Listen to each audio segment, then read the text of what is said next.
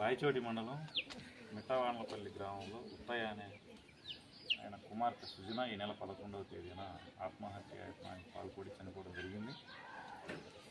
అమ్మాయి చనిపోవడానికి గల కారణాలను వెలికి తీసి ఈ కుటుంబానికి న్యాయం చేయాలని చెప్పి సిపిఎం అన్నమయ్య జిల్లా కమిటీ తరఫున డిమాండ్ చేస్తూ ఉన్నాం.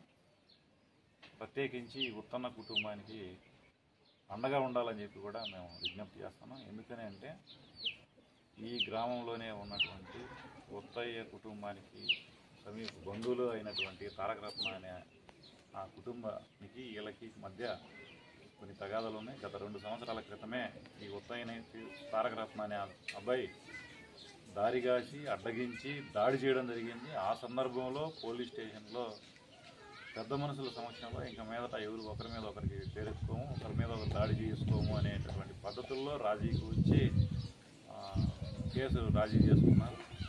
ఆ తారకరత్నాన్ని బైండ్ ఓవర్ కూడా చేసినారు అనేటటువంటిది తెలుస్తూ ఉంది. అయితే ఆ తర్వాత చాలా సందర్భాల్లో ఈ తారకరత్న అనే అతను ఇంజనీరింగ్ చదువుతున్నప్పటికీ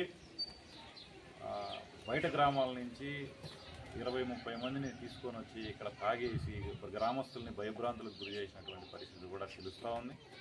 అంతేకాకుండా ఈ సృజన అనే అమ్మాయి ఆత్మహత్య చేసుకున్నటువంటి 2 రోజుల ముందు కూడా ఈ గ్రామానికి సమీపంలోనే దారిగాసి తారకరత్న అనే అతను అడ్డగించి ఉత్తయ్యను బాగా బెదిరింపులకు పాల్పన్నాడు. ఈ గ్రామస్తులు అడ్డుకొని కాపాడుకుని ఉంటే ఆ రోజే అతన్ని చంపేసేవాడేమో అనేటటువంటి అనుమానాలు కూడా కలుగుతున్నాయి.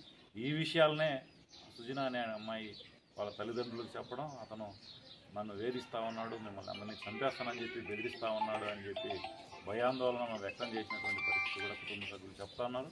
ఇట్లాంటి నేపథ్యంలో ఆ తారకరత్నను మరింత అదుపులోకి తీసుకొని పోలీస్ కస్టడీకి తీసుకొని సమగ్రంగా విచారణ జరిపించి ఏం జరిగింది అనేటటువంటి విషయాలను బయటకు తీసి ఈ కుటుంబానికి అండగా ఉండాలి, రక్షణ కల్పించాలి.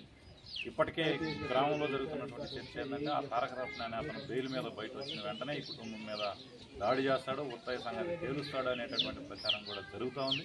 కాబట్టి ఈ కుటుంబానికి రక్షణ కల్పించాల్సినటువంటి బాధ్యత ప్రభుత్వం మీద ఉంది అని మేము విజ్ఞప్తి చేస్తా ఉన్నాం. అయితే దీనికి రాజకీయ రంగు పులిమి రకరకాలుగా దీన్ని కేసును పక్కదారి పట్టించాలని చెప్పే ప్రయత్నాలు కూడా జరుగుతూ ఉన్నాయి.